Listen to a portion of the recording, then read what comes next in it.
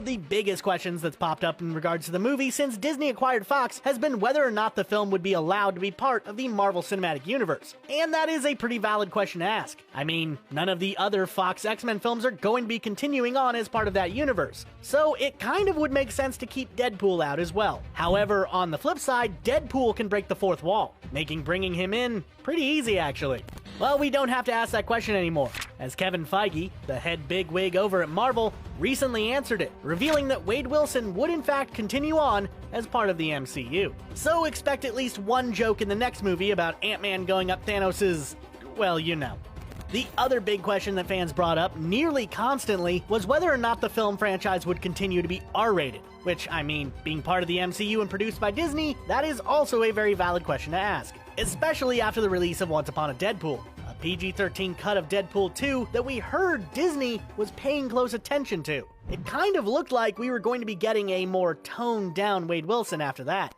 Turns out, though, we were definitely wrong on that front, as Kevin Feige also announced that the franchise was going to be keeping its R rating moving forward. So expect the movie to feature all of the F-bombs, over-the-top gore, and childish, innuendo-laden humor. Everything that makes the Deadpool franchise, well, we love.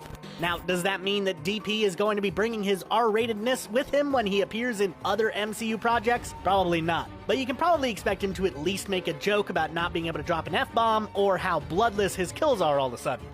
Here is a fact that pretty much no one was asking about, but I figured I should at least mention it. Of the main cast of the franchise, no actors have, as of the recording of this video, been confirmed to be returning. That is, except for Wade Wilson himself, Ryan Reynolds. And honestly, I can't personally imagine the Deadpool series continuing on with anybody else in the role, so that makes the most sense.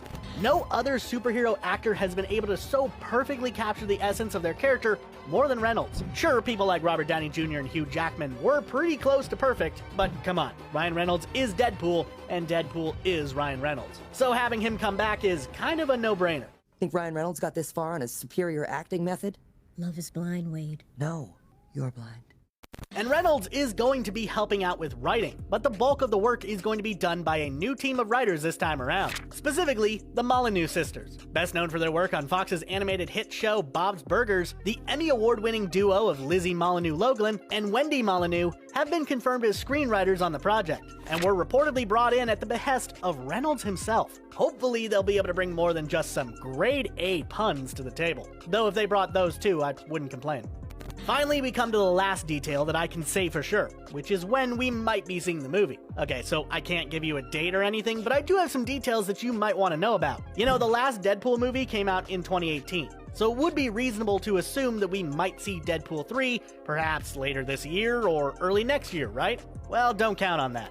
According to Feige, the movie won't even begin filming this year. The reason? Well, it comes down to how busy Reynolds is. Couple that with the just sheer volume of other MCU movies the studio has produced and released, and things just aren't lining up in a way that would give us the movie anytime soon. But hey, at least we know for sure that it's coming, so that counts for something. I got places to be, a face to fix, and oh, bad guys to kill. What I'm really curious about, and something that obviously no one can predict this early, is what the box office take will be like for Deadpool 3. Will the movie reclaim the title of highest grossing R-rated movie from DC's Joker, or will that record hold strong? Or will we even be watching movies in theaters at that point? Kinda still up in the air right now.